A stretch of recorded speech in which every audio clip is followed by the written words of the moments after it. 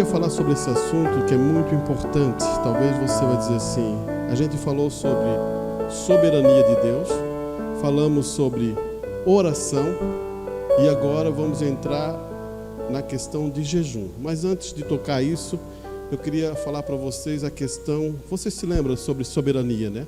Soberania é a vontade de Deus, não é a nossa vontade, mas sim tudo que Deus tem deixado em sua mensagem, deixado na Bíblia, isso é soberania dele. Ele não vai mudar o plano dele. Por isso que a Escritura diz assim, ele é o mesmo ontem, hoje e eternamente. O que ele quer dizer com ontem, hoje e eternamente? Que ele é presente. Se ele está a mesma coisa hoje, na presença nossa, ele foi ontem e vai ser depois. Então ele é presente. Está na presença de nós em relação ao que? A sua manifestação, o seu Espírito. Você só tem uma maneira para adorar a Deus. Você só adora em Espírito. Não tem outra maneira. Se o Espírito não estiver em você, você não consegue adorar a Deus.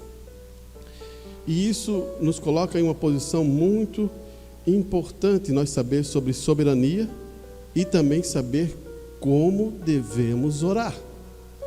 Porque se não sabemos orar, não sabemos pedir. E se não sabemos pedir, vamos ter também outros problemas. Muitas vezes Paulo diz, né? Não sabemos pedir.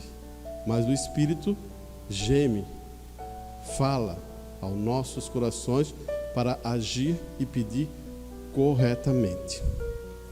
Esse assunto, eu vou fazer uma base em relação a esse assunto, para depois a gente reforçar o entendimento que eu já tinha recebido, sabia sobre isso, muitas vezes prossegui nessa questão de jejum, mas ouvindo um pregador e ouvindo e olhando a mensagem com mais carinho, vejo que isso faz parte da vida de um cristão.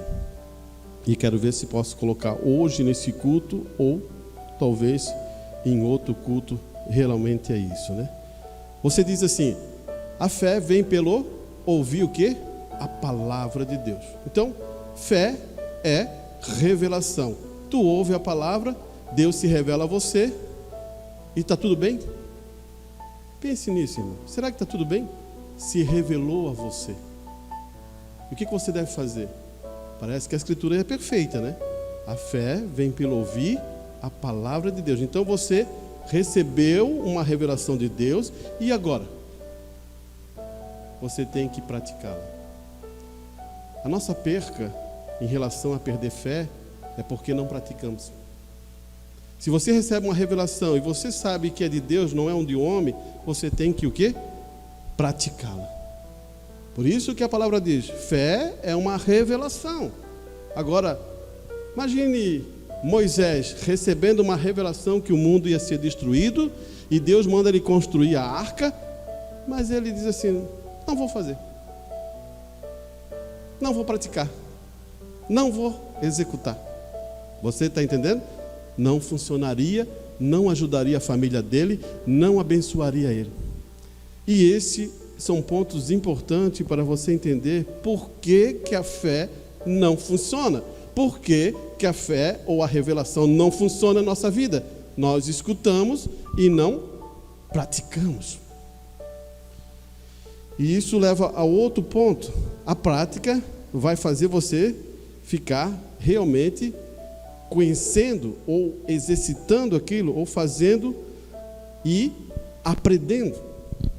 Irmãos, quando eu exercito uma coisa, eu aprendo cada vez mais. E outra coisa, você pensa assim, ó, tá, eu recebi a revelação, irmão, eu recebi essa fé, agora eu pratico. E estou praticando. Tu acha que ela vai ficar parada? Não. Ela vai crescer cada vez mais, porque essa revelação chegou a um nível cada vez maior. Cada vez que, vou usar Noé para esse exemplo, cada vez que Noé batia as madeiras, pregava ali, firmava os pregos, botava tudo aquilo ali, o bentume naquela arca, ele foi passando por processo em sua vida e a sua fé foi aumentando cada vez mais. E chegou um momento que essa fé foi levando a mais nível maior, que Deus falou assim, os animais vieram, entraram na arca, e agora quem fechou a porta não foi nem Noé, quem fechou a porta foi Deus. Ele ficou ali. Não houve um pingo de água em 6 dias, não houve nada. Você talvez se apavoraria, né? Eu acho que eu não vi a voz correta de Deus, eu acho que eu não recebi a revelação de Deus correta. Mas Moisés tinha convicção disso. E ele recebeu as bênçãos derramadas do quê? Ele não foi julgado com aquele mundo. Ele sobreviveu e abençoou a sua família. Então você vai vendo que existem questões de práticas que você tem que fazer. E quando você muda a sua maneira de pensar ou a sua maneira de agir, há uma luta entre você e as suas maneiras de agir. Você acha que não existe guerra? Existe guerra, porque você estava acostumado a viver daquela maneira e daquele jeito, e quando você muda a coisa para ser como o padrão de Deus, há guerra e conflitos nessa jornada.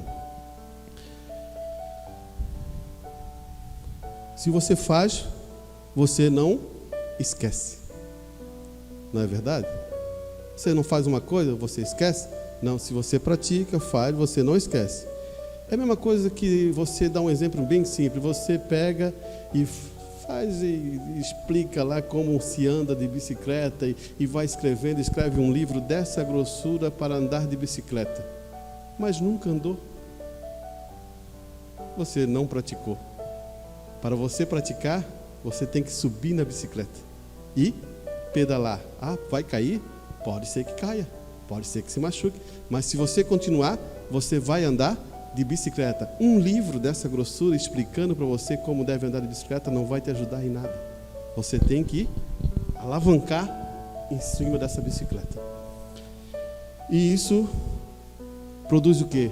Você aprende e produz frutos. Você entendeu? A palavra de Deus vem para mostrar para vocês, você recebe, você aprende, você pratica, e agora ela vai produzir frutos. E esse fruto sempre está forjado lá em Gálatas, que é frutos do Espírito. Você vai ter frutos do Espírito. Benefícios da própria palavra de Deus quando você pratica ela. E ela, quando você produz frutos, você tem uma coisa importante a saber. Você inova. Estranho? Inovar? Não. A palavra de Deus, se você observar o nosso Deus, Ele foi sempre ampliando e foi inovando. Ele entrou com justificação, Ele foi inovando. Ele entrou em santificação, Ele foi abrindo mais. Ele deu o batismo do Espírito Santo, Ele foi abrindo mais. Todos os filhos de Deus, eles têm que ser renovados.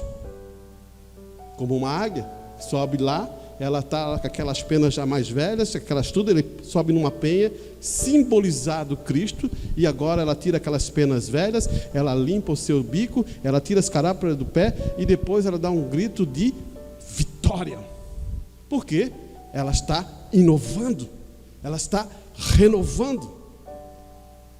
Será que a gente não está muito acostumado com esse ninho, não? Pense nisso, irmãos. É um bom tempo para nós pensar, porque vivemos na última era e as coisas vão apertar. Se você não conseguir conectar o que eu estou falando, eu vou explicar para você. Deus primeiro te ensina a orar. Sabia? E tem muita gente que não sabe orar, mas Deus ensina a orar. Ali está na Escritura. Como você deve proceder, como você deve agir. É igual um pai e uma mãe começa a ensinar o seu filho as coisas que é para ser praticada. E uma coisa, não aleje os seus filhos, ensine eles a fazer. Sabia? Quando você quer fazer por ele, você vai alejar o seu filho. É duro? É verdade. Eu posso aplicar isso dentro da mensagem para mostrar para vocês. E quando você inova, você sustenta. Essa é a coisa mais importante. Estou em justificação. Deus vai lá e renova e inova. Eu entro em santificação. O que Ele me faz? Ele me sustenta e me torna mais forte. Ele vai, pega a santificação e Ele dá o batismo do Espírito Santo. Ele vai me renovar de novo e me sustentar novamente. Quando você inova, você sustenta. O seu lar não pode estar parado. O meu lar não pode estar parado. Se estagnou, eu tenho que revisar o meu lar. Alguma coisa está bloqueando. Você não pode, cada dia, a palavra diz, você tem que ser uma pessoa melhor. Essa história de estabilizar, isso não vai ajudar você e não vai me ajudar. Por isso que tem vezes que Deus manda ventos para reconhecer as nossas necessidades e o que precisamos. Ele manda pressão para a gente compreender que existe um Deus que quer dizer assim: renova, meu filho, muda as suas ações. E ele diz também: se você sustenta, você é feliz. Você captou aqui? O nosso Deus que nos sustenta, Ele é a usina de felicidade. Olhe bem, o nosso Deus que nos sustenta, Ele é a usina da felicidade. Agora você, analise, se você tem a palavra, você está inovando, você tem tomado essa palavra como ela é, e elas têm começado, e você percebe que não pode ficar nessa mesmice, você está indo para frente, renovando-se cada vez mais na presença de Cristo. Agora você é um que sustenta a causa. Você captou o que eu quero dizer aqui? Sustenta a causa com as suas vidas. Você reflete Cristo e sustenta a causa. E se você sustenta, você é feliz. E se você é feliz, você é fértil.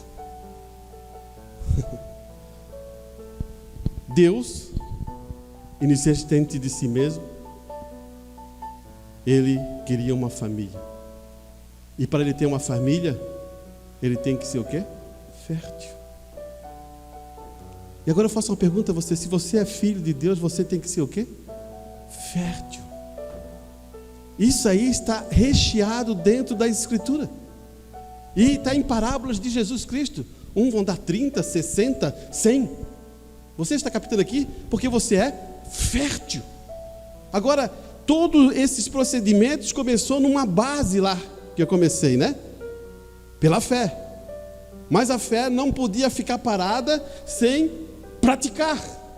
Se eu ficar só em fé, em revelação, é verdade, irmão Erlan, é fé, revelação, e ficar ali sem eu praticar, todo o conjunto está parado. É igual um bom carro, como o irmão Brana fala, muito bonito, aquele vermelho especial, aquelas rodas bonitas, o motor ali tinindo, de brilho, mas tu bota na chave, não funciona.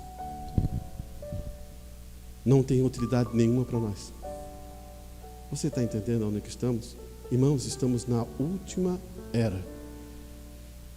E isso, eu vou mostrar uma coisa para você interessante, que estava meditando sobre esse assunto, surgiu esses pensamentos, e surgiu outra coisa que você conhece bem, muito bem: corpo, alma e espírito. Ou corpo, espírito e alma. Corpo é o que você está aí, que eu estou vendo o irmão Verclay, o irmão Dirclay, a irmã Regina, o irmão Galo. Todos aqui, esse é o corpo que eu estou vendo de você. Espírito, eu não estou vendo o teu espírito, mas vejo pela expressão e ação que nós temos, que é raciocínio, memória, afeto, né? Esses são o espírito que está dentro de você. E também tem a alma. A alma é a questão onde é entronizado Deus. Ali ou você tem fé, ou você vai deixar entrar a dúvida. Preste bem, ali é para Deus entronizar em sua alma, ali é o trono de Deus, mas era para você ter fé e segurar, mas pode entrar a dúvida, e a dúvida não vai fazer bem a você. Daí você diz assim: irmãos, por que você está falando isso? Eu quero mostrar uma coisa para você. Quando Adão estava em Gênesis, ele estava em paz e ele era perfeito. O que ele falava, acontecia. Uma árvore, mude para cá, fruto aqui na minha mão. Ele era o Deus da terra. Tudo estava em sincronia e não havia conflito em sua vida. Não havia problemas, não havia dor, não havia pensamentos errados, não havia nada, porque estava tudo em paz. Então, quando o pecado entrou, você tem conflito, eu tenho conflito. Ou não temos? Se você disser que não tiver conflito, meu irmão, eu duvidarei da sua palavra. Todos nós temos conflitos, e são diários. E tem dias que são terríveis. E tem dias que nos coloca na parede.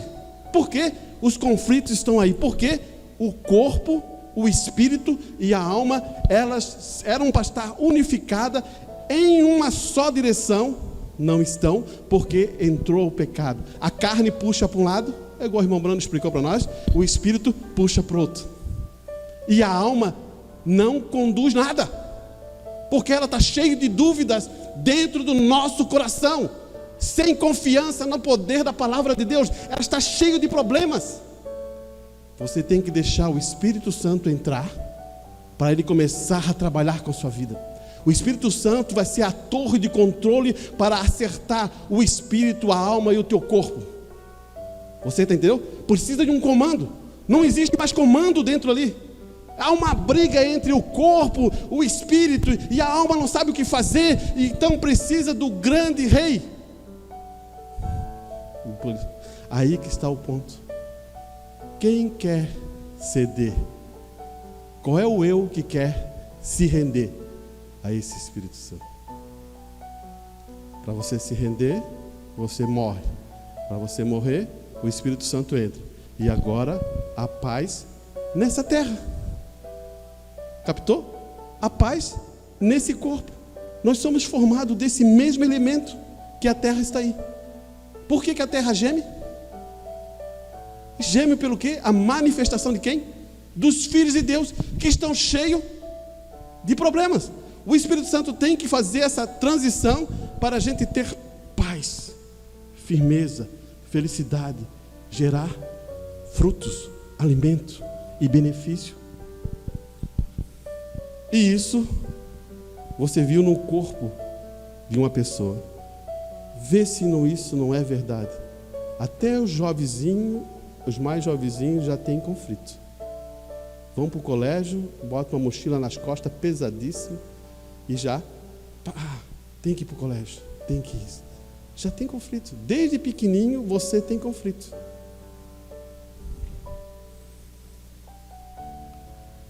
Por que estou falando nesse sentido? Porque eu quero botar essa base, porque eu quero que você entenda sobre a questão do jejum.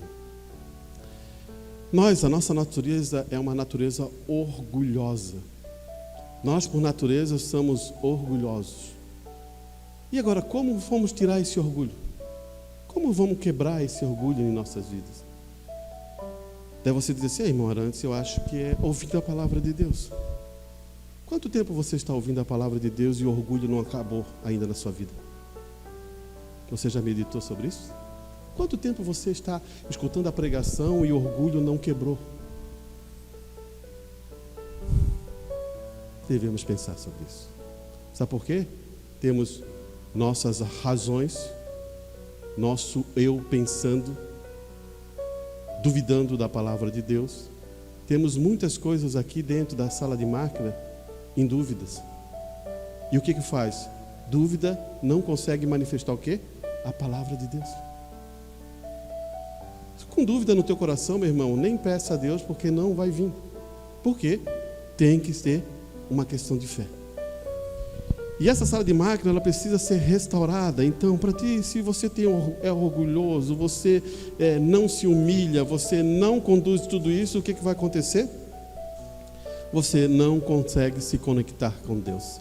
Porque a oração é a nossa chave de conectar com Deus. Mas se eu tenho orgulho, minha oração não sobe nem no teto. Não tenho bênção, não tenho palavra de bênção para levar isso para frente. Você pode ser um bom ouvinte, você escutou bem a palavra de Deus, você pode até praticar, mas ainda há um orgulho comendo ali, solto atrás de você. E eu vou dizer para vocês, ignorantes, eu não sou orgulhoso. Entre na presença de Deus, e quando tu entrar, você pode vir ali e falar para mim, se você não é. Todos nós somos, sem exceção. Não há dúvida disso. E o que o jejum faz? Ele humilha a nossa alma. Você diz assim: será, irmã? Sim. Uma coisa, quando você jejua, você tem que pensar uma coisa: você está com fome de Deus mesmo? Você tem fome de Deus? Você pensou na vida toda que você está trilhando, e quanto tempo você veio à igreja, e quanto tempo você tem fome de Deus mesmo, você quer mais Deus em sua vida? A palavra diz assim, nem só de pão viverá o homem, mas de toda a palavra que sai da boca de Deus. Então, esse pão natural, que é tão vital à tua vida, à minha vida, tão vital e tão importante para você alimentar a sua família, os teus filhos, que você tão luta trabalhando para granjear o pão do dia a dia, ele se torna, na palavra de Jesus Cristo, não tão importante como o pão que veio do céu. Então a necessidade nossa é o pão do céu. Mas você diz, irmã Nantes, mas se eu não comer eu vou morrer. Eu sei que você vai morrer aqui, ou vai morrer daqui a não sei quanto tempo. Isso eu tenho certeza para você, não tenho dúvida sobre isso. Agora a questão é como você está vivendo para chegar naquele dia, para entrar lá garantido na palavra de Deus. Esse é o ponto. E cada um é individual. Não adianta você dizer, eu vou querer que o meu filho vá, eu vou querer que a minha esposa esteja comigo, eu vou querer que isso. Isso é individual. Só que, claro que eu vou dizer para ti que eu já falei muito tempo aqui, você gera benefício para a sua família. Você capta o que eu quero dizer, né? A luta para tu entrar mais na presença de Deus é você. Agora, os benefícios você pode derramar à sua família. Abraão, Deus tratou com Abraão, e o benefício veio também para Sara, veio para Isaac, veio para os seus filhos. E eu quero, antes de entrar nesse benefício, eu quero mostrar uma coisa para você entender, irmãos. Espíritos, vou falar mais ou menos dessa forma, espíritos ou maldição acompanham famílias. Você não crê em maldição?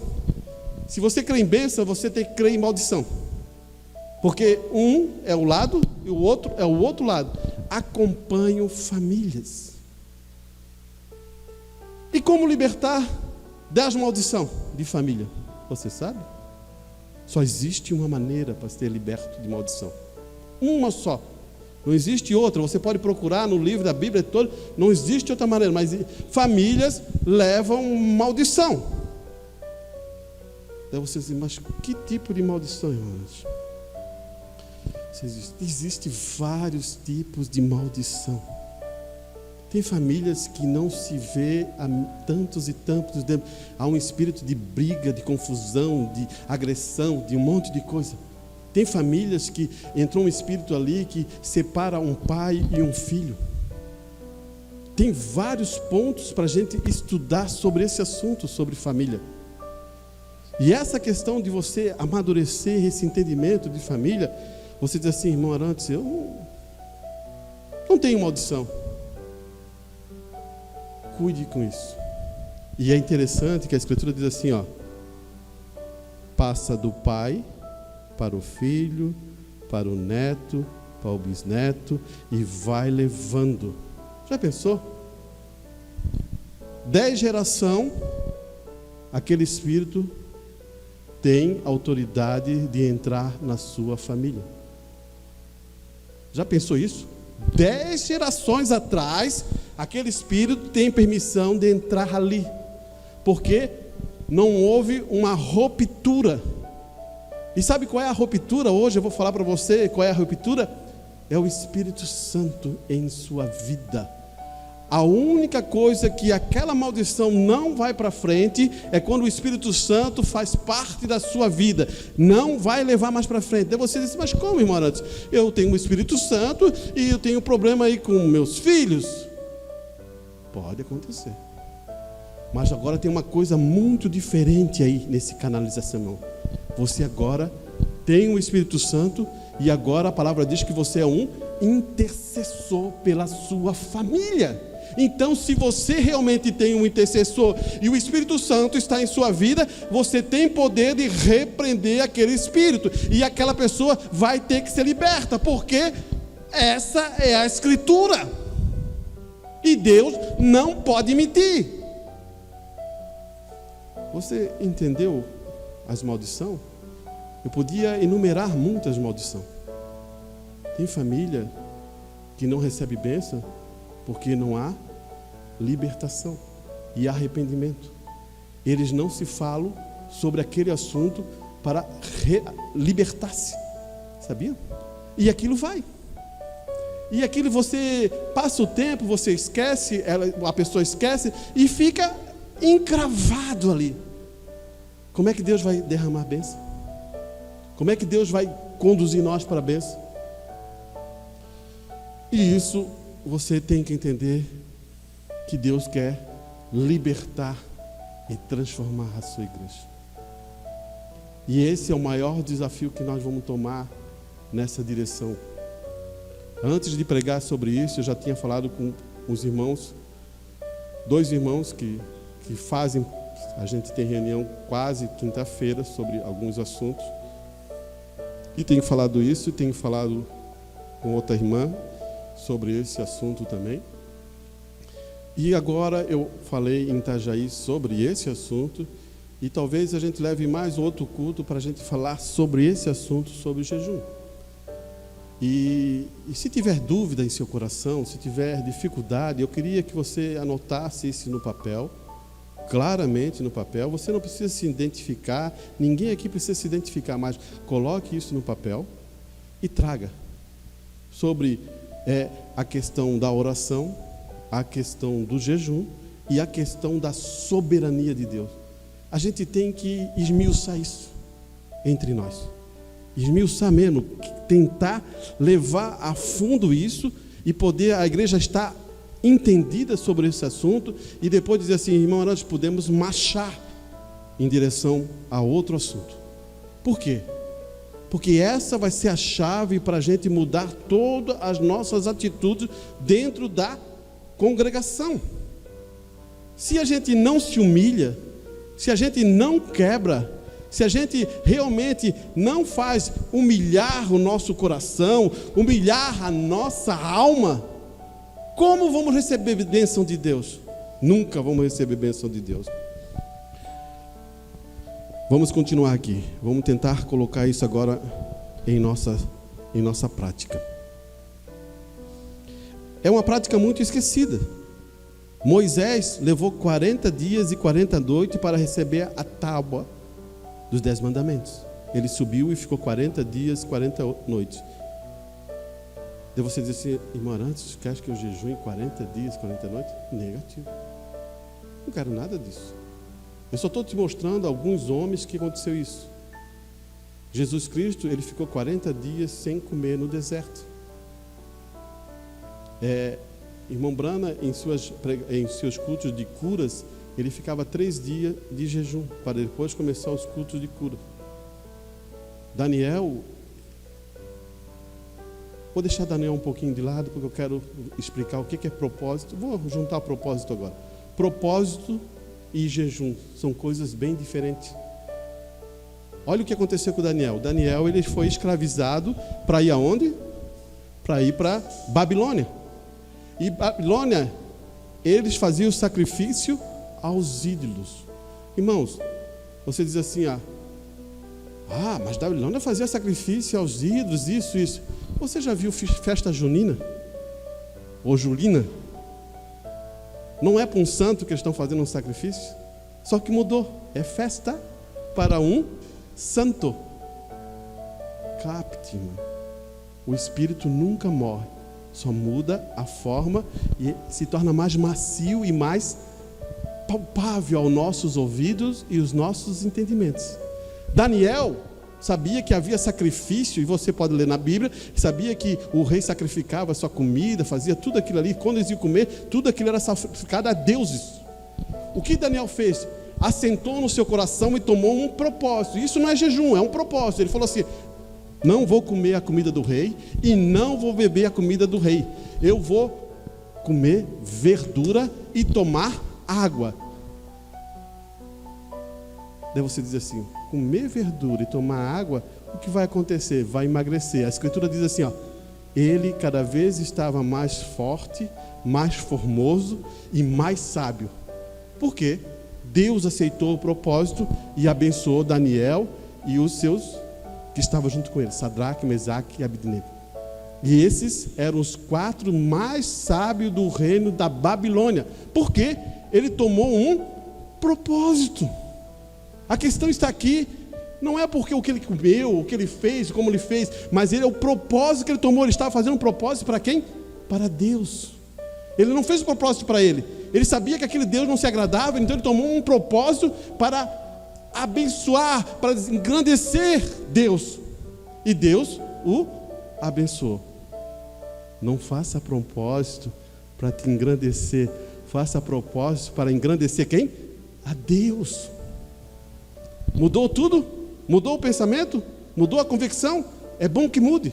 Porque precisamos. Porque quando vamos falar de jejum, tu acha que você dá amém? Tu acha que você vai levantar e dar glória a Deus? Você não quer. Claro. Porque tem um ponto-chave aqui.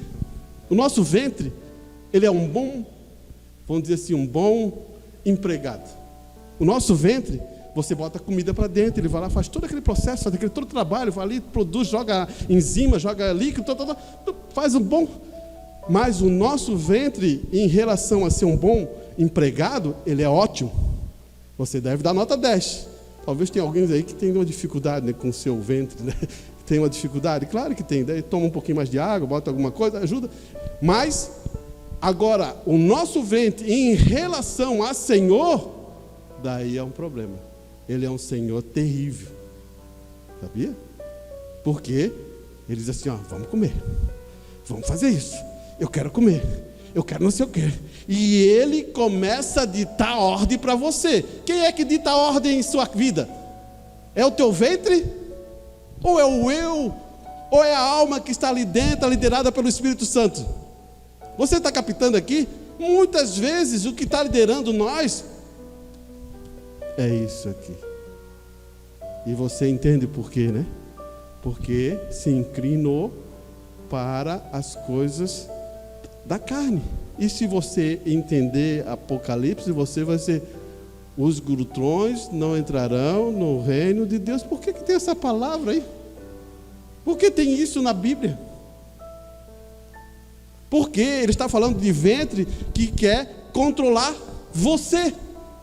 Não pode ser assim. Então esse assunto sobre jejum, tem vezes que você não quer dar glória a Deus porque ele se torna difícil. Mas o que jejum é? Ausência de alimento. Quando você tem alimento, mas você não vai se alimentar para humilhar a sua alma, para afligir a sua alma, para um propósito específico que você vai tomar. Pode ser para você, pode ser um propósito para a igreja, pode ser um propósito para o povo. Existem vários pontos. Talvez no outro culto eu vou mostrar esses pontos para você. Existe jejum parcial, existe jejum total, que é também sem tomar água, né? Então, o jejum é abster do bom para o melhor. Ter o quê? Uma comunhão com Deus. Quanto tempo você faz que você não tem uma comunhão com Deus?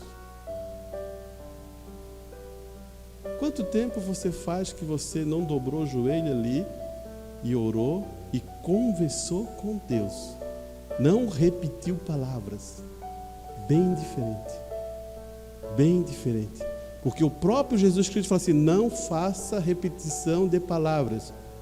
Não comece a repetir, repetir, repetir. Deus sabe muito bem o que você vai pedir. Então, quando você entra numa oração, saiba que Ele é o teu Deus e Ele é o teu Pai, que sustenta você e supre o que a gente falou ali mais tarde. Ele te dá felicidade e Ele te flui no poder da palavra de Deus. Não é sacrifício, hein? Jejum não é sacrifício e nem penitência. Tem pessoas que pensam que jejum é sacrifício e penitência. Sabia disso? Ah, vou jejuar, meu Deus do céu. Agora você que chover, tem que chover. O pastor falou? Esqueça daí. Nem faça. não é sacrifício nem penitência, porque muitas pessoas confundem isso. Você está em comunhão com Deus. E quando você faz jejum, é bom você arranjar um dia perfeito, uma hora específica que você não está tumultuado, e você abre o jejum e depois você fecha o jejum. E outra coisa, quando você está fazendo ali, você entra em oração. Não faça como algumas pessoas que fazem assim: ai meu Deus, agora eu já estou com fome. Ai, eu estou com fome, eu estou com fome. Ai, meu vento está falando para mim que eu estou com fome, eu estou com fome. Ah, não vou aguentar não, vou terminar esse jejum. É bem assim. Sabia disso? Você não deve fazer, porque o propósito de você está errado. O propósito não está certo. Por isso que você não vai à frente, porque o propósito não deu certo. Quando você faz jejum, você glorifica a Deus. Quando você faz jejum, você entra na presença de Deus. Quando você faz jejum, você clama pelo poder dele. Você está vendo alguma coisa diferente aí? Vamos escutar aqui. Sabe por que não é sacrifício? Olha só qual é o sacrifício que Paulo nos fala. Vê se isso não é bom para nós. Está em Romanos, no capítulo 12, 1. Ele diz assim, tentem ir lá, naquele tempo que Paulo está falando para essa igreja de Romano, e ver o que ele está falando. Olha, escute as vozes que Paulo está usando para dentro da igreja dos romanos. Ele fala assim: rogo, pois, irmãos. Ele está rogando a quem? A Deus, por vocês. Rogo, pois, irmãos, pela compaixão de Deus, a graça, a bondade, a misericórdia de Deus. Não é isso que ele está falando para a igreja dos romanos? Que apresentei os vossos corpos em sacrifício vivo. O que ele está querendo dizer? Sacrifício. Esse meu tabernáculo aqui, esse meu corpo é o sacrifício vivo a Deus. O que você está fazendo com o seu corpo? O que você está fazendo com a sua vida? Como você está andando? Como você está se vestindo? Como você está falando, meu irmão? Esse corpo é o sacrifício vivo ao Senhor. Paulo está dando uma dura. E olha aqui: santo, agradável a Deus. O que ele quer dizer? Por quê? Se você é um cristão e manifesta Cristo, você é um santo. E Deus diz assim: meu filho, minha filha, é graça, é santidade. Olhe bem. E ele vai usar aqui outra coisa importante quando ele fala, né? Ele diz assim, santo e agradável a Deus, que é o vosso culto racional. Eu acho que em relação ao nosso país e à nossa cultura, e vejo pelo colégio, a gente vê tão acostumado a tudo isso, e depois tu entra em outras culturas, né? Principalmente culturas orientais, você percebe que eles fazem um raciocínio, eles fazem uma reflexão. Nós vivemos aqui assim, correndo atrás e nem sabe o que está correndo. O aluno sai correndo atrás e nem sabe o que está correndo. Quando ele se forma, ele fez assim: o que eu vou fazer? Porque maus professores, ensinos com dificuldade, não fazem eles entender nada. Você captou? Você, se é bem instruída, se tem um professor sábio, ele já vai canalizar e ver o que você tem para poder direcionar você, porque ele já vê a tua inclinação. Um professor sábio, ele sabe aonde o aluno está se inclinando e sabe o seu desejo. Deus é sábio em saber como você se inclina e o que você quer. Agora, sabe você como está se conectando com Deus? Você está conversando com Deus? Deus está realmente batalhando no teu coração, está falando para você e você está ouvindo Deus? Paulo está dizendo: culto racional. Apenas isso. Ele não está dizendo para você afligir, ou você fazer penitência, dobrar 20 vezes, baixar, colocar, chibatar suas costas, ou não vou comer isso. Nessa era, é até engraçado, né? Eu vou falar isso para você achar engraçado. Nessa era ele diz assim, ó, eu vou fazer um jejum de celular. Vou fazer um jejum de internet. Isso é uma blasfêmia. Tem pastor falando isso.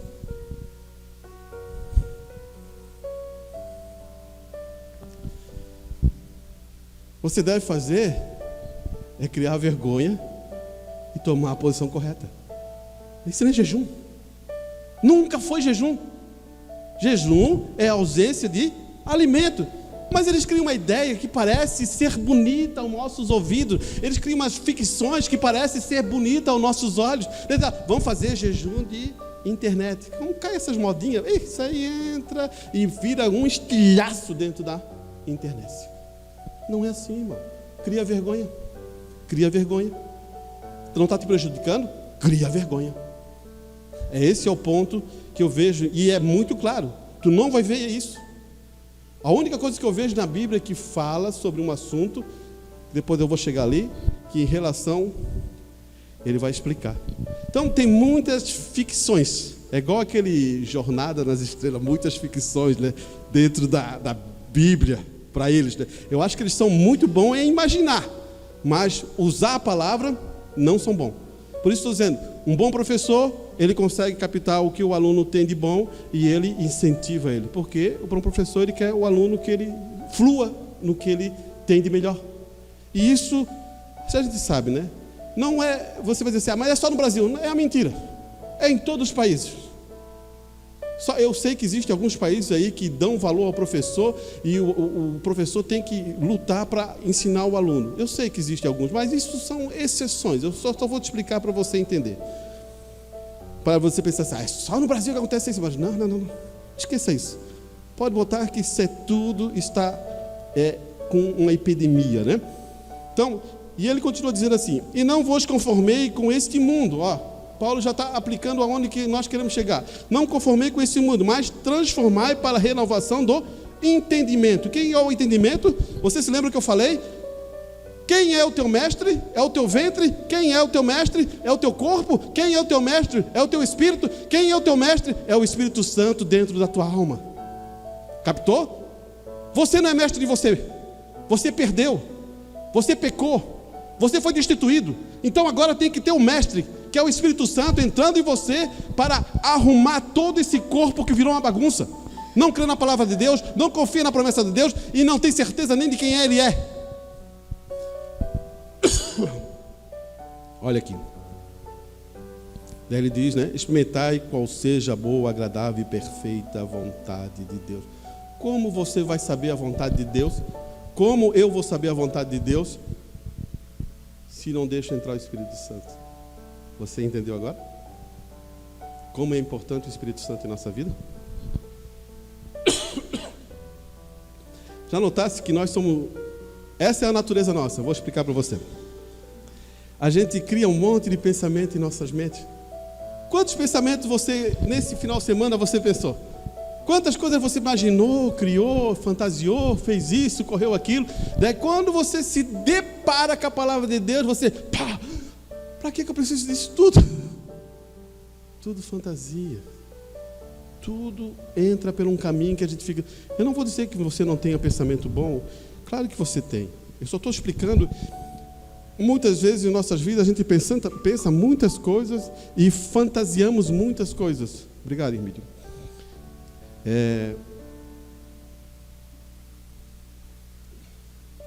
Temos propósitos que não vamos nunca fazer, mas queremos fazer.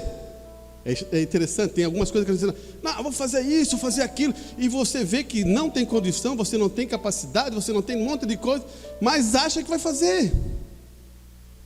Seja realista, irmão. Coloque na mão de Deus.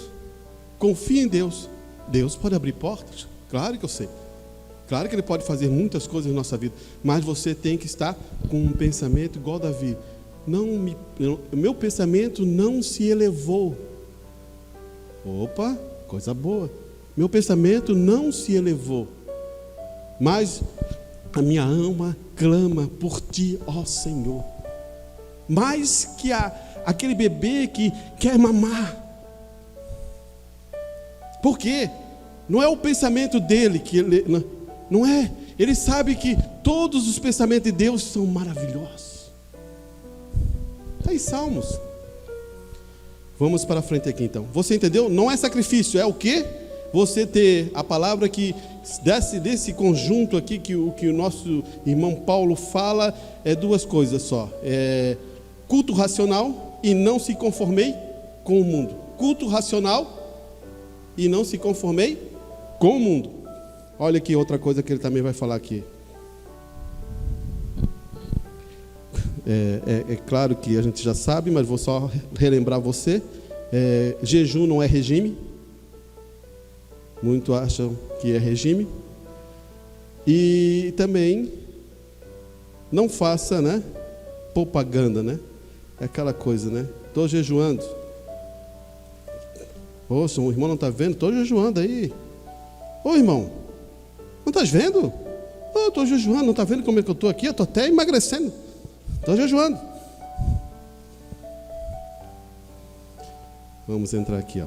Lucas, você quer achar? Lucas 18:10. Qual é o padrão? Capte isso. Olha o padrão. Quando Jesus usa uma parábola, ele está dando um padrão para você captar. Ele diz assim: ele disse também esta parábola a uns que confiavam em si mesmo. Olha a parábola. O que ele está falando? Aquele que confiava em quem? Em si mesmo. É como eu dizer, eu confio em mim mesmo. Tem uma expressão aí no mundo, nem vou falar porque ela é meio estranha. Confia em si mesmo. Crendo que era justo e desprezava os outros. Então, ele cria em si mesmo e ele desprezava os outros. Olha aqui. 2 homens subiram ao templo a orar. Um era um fariseu e o outro era um publicano. Fariseu, um religioso, reconhecido, que vai à igreja, faz todos os requisitos. E um fariseu, a palavra fariseu é um pecador. Um pecador, cheio de falhas, fraquezas. Por que Jesus está colocando esses dois personagens? Por que ele colocou um numa ponta e outro numa ponta? Para você abrir os olhos. Você diz que é um cristão, abra os olhos. Olha o que ele vai dizer aqui. O fariseu estava de pé, orando consigo mesmo, desta maneira: ó Deus, graça te dou, porque não sou como os demais homens, roubadores, injustos, adúlteros, e nem ainda como este publicano. Viste o apontamento? Como este publicano. Tá? Você, quando chegar em casa, se você não tem a Bíblia aí, você leia com calma. Está ali em Lucas 18. Como este publicano. Olha bem agora. Vou fazer aqui a parte aqui. Ele vai fazer assim. Estou até magrinho. Botou a roupa e falou: jejuo 2 vezes na semana. É assim? Jejuo 2 vezes na semana. Dou o dízimo de tudo que possuo. Esse é o fariseu. Você captou aqui alguma coisa estranha? Eu fiz essa encenação para você entender o que acontece no coração de uma pessoa que pensa que é santo. Ninguém é santo. Só o nosso Deus que é santo. E nós temos que ter o quê? Humilharmos. Baixarmos a nossa arrogância. Você acha que com arrogância entra na presença de Deus? Não entra. Olha aqui. Daí ele vai dizer assim: o publicano, porém, estando de pé, de longe, nem ainda queria levantar os seus olhos ao céu, mas batia no peito dizendo: ó Deus, tem misericórdia de mim, porque eu sou um pecador. Irmão, você sentado ali naquele banco, você escuta o fariseu, você escuta o publicano. Qual é a tua posição? Mas você diz assim: não, mas o fariseu não faz isso, não paga aquilo, não faz aquilo, não faz aquilo.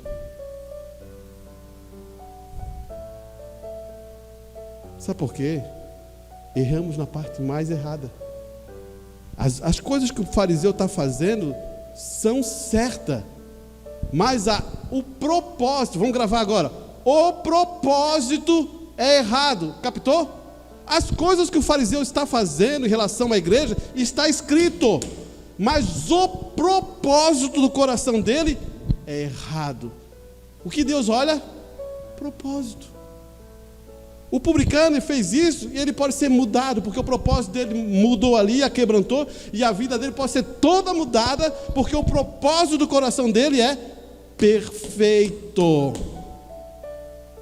Você entendeu? Por isso que uma pessoa vem lá de fora, o propósito é certo, senta, ouve a palavra, ele vai dando oportunidade para o Espírito Santo, ele vai se quebrando, e daqui a pouquinho você vê aquela pessoa fazendo a vontade de Deus, você não precisa forçar nada, ela vai se lapidando, porque o próprio Espírito Santo vai manifestando nele, porque ele rendeu os seus direitos. E ele vai continuar, Jesus vai aplicar isso, ele vai dizer assim, ó. O publicano, porém, estando em pé de longe, nem ainda queria se levantar e os olhos, e não olhava para o céu, mas batia no peito, dizendo: ó Deus, tem misericórdia de mim, sou um pecador. Digo-vos que este desceu justificado para a sua casa. Irmãos, não tem coisa melhor quando você vai para a sua casa justificado. Não tem coisa melhor quando você aprender o que é justificação e você entendeu justificação. Não tem coisa melhor, não se paga isso, porque você sabe que Deus te justificou. E Ele vai considerar essas questões para a sua casa e não aquele, porque qualquer que si mesmo se exalta será humilhado, e qualquer a si mesmo que se humilhar será exaltado. Isso é uma lei de Deus. Você entendeu? Isso é uma lei de Deus. Vamos mais um pouquinho aqui, ó. O que é jejum? É humilhação da alma. É afligir a alma. Aonde tu vê isso? Vamos ver lá. Salmos 35 fala assim, ó, no verso 13, ele diz assim: mas quanto a mim, quem está falando aqui é Davi, mas quanto a mim, quanto estava enfermo. Então Davi estava o quê? Enfermo. O meu vestido era de saco, humilhava a minha alma com, você pegou ali? 35. Ele humilhava a sua alma com jejum. Eu faço uma pergunta para você. Guarde isso. Como é que você humilha a sua alma? Você nunca. Você nem... Olha, irmão, se a gente parar aqui, eu perguntar: como é que você humilha a sua alma? Talvez alguns diriam: não, eu vou dar uma chibatada, ou vou ficar em casa, ou vou orar, irmão Arantes. Os judeus já sabiam. Quando você se deparar na Bíblia como afligir a alma, é porque ele está jejuando. Quando você deparar num livro da Bíblia, no Velho Testamento, que ele vai dizer assim, ó, ele está afligindo a alma, é porque ele está jejuando. Daí você diz: mas ele não... afligir a alma, humilhar a alma, mas isso não é a alma, irmão. E por que tem que ser no corpo? Irmãos, prestem atenção. Quanto mais o corpo mais forte, ele te arrasta para onde? Quanto mais tu dá gás para esse corpo, para onde que ele te leva? Tu aflige o corpo para a alma trazer, porque ela é responsável por você, ela é o eu teu, mas tem que ter o Espírito Santo para conduzir você. Então, ele fala muito claro, ele diz: humilhei a minha alma com um jejum, e a minha oração voltava para o meu seio. Então ele, porque quando você está jejuando, eu sei que logo você está também orando, porque você está tomando uma posição de baixar o teu orgulho, a tua ação, a tua maneira, então você está trabalhando sobre isso.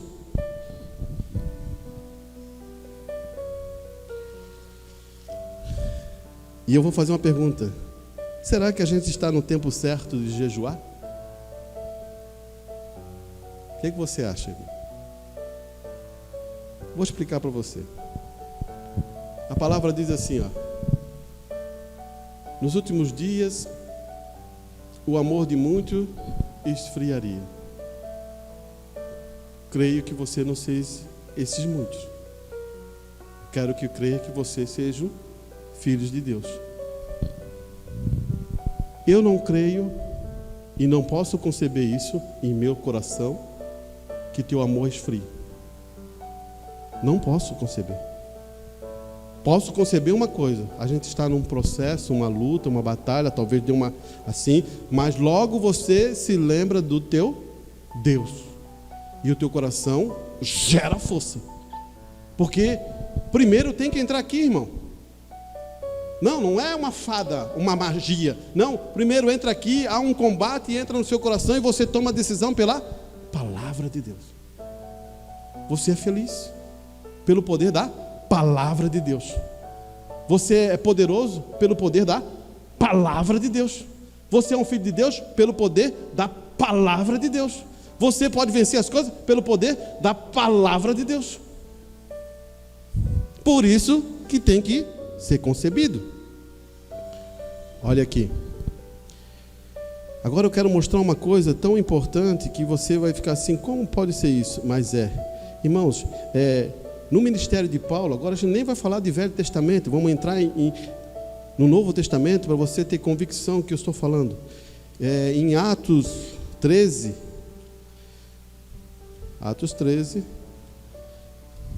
ele fala assim, ó.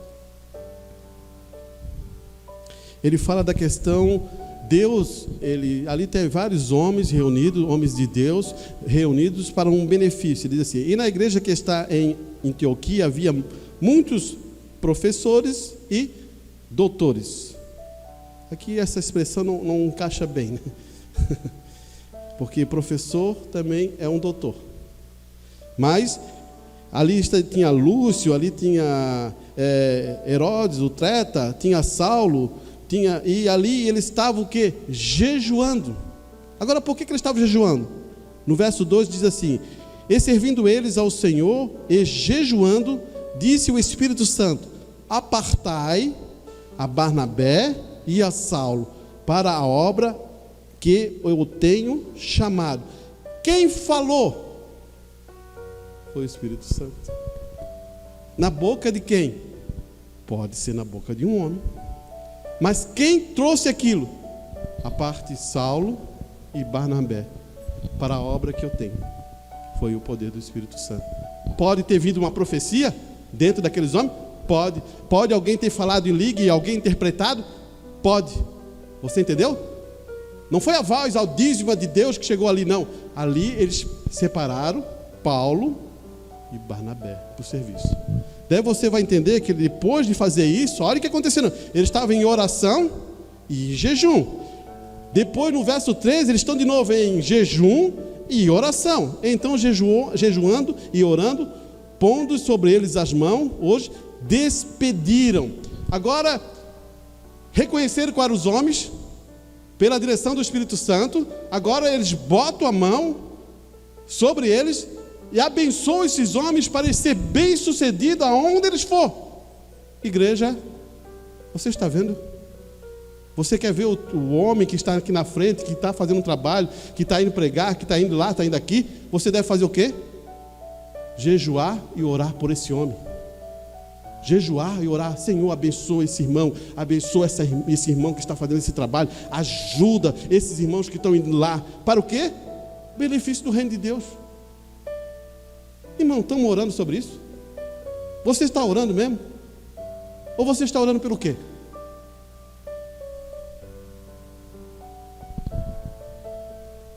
Você lembra que eu falei para você? Deus primeiro te ensina a orar, depois Ele te ensina o quê? A jejuar. Mas primeiro tu tem que aprender isso. Vou finalizar. E vou ler Mateus 9. Mateus, capítulo 9, verso 14. Talvez teremos outro culto, né, em relação a isso, só para a gente reforçar o nosso entendimento. Mateus, capítulo 9, versículo 14. Escute bem isso aí. Quem está falando agora é o mestre. Então chegaram ao pé deles os discípulos de João, dizendo: quem é o discípulo de João? João Batista. Você entendeu? Chegaram a quem? A Jesus Cristo. Daí ele vai te perguntar assim, dizendo: por que jejuamos nós e os fariseus muitas vezes? Olha o que está acontecendo aqui. Chegou os discípulos de João Batista, junto com os fariseus, não, os fariseus nem estavam ali, junto ali, e perguntaram a Jesus: por que nós jejuamos muitas vezes? Nós e os fariseus. Pergunta boa, né, para dizer, né? Ainda bem que tem a resposta, graças a Deus. Ele vai dizer assim: e disse Jesus: pode porventura andar triste os filhos da bodas, enquanto o esposo está com eles? Você captou? Era no dia que Jesus estava andando ali, e ele é o quê? O noivo. Você já viu o noivo ali e a noiva está triste? A noiva está muito feliz no lado dele. Tu acha que elas vão jejuar? Não vão jejuar, porque eles estão com a bênção, com a felicidade. É igual um jovenzinho, uma jovenzinha que estão namorando. Eles querem estar juntos, ali há felicidade, não há jejum. Agora tu vê o que acontece. Jesus vai firmar a ponta. Ele vai dizer: dias, porém, já aponta lá para o futuro. Dias, porém, virão em que lhe será tirado o esposo, então jejuarão. Jovenzinha, você já pensar se você tem um noivo e é tirado o noivo de você? Eu tenho certeza que muita jovenzinha ia jejuar. Se ela gostasse daquele jovenzinho, ela ia sentir, já nem fome mais ia sentir. Por quê? Havia amor. E ele foi para um lugar longe, ou ele foi para um lugar que não está, ela não pode chegar, ele não pode vir, não pode vir.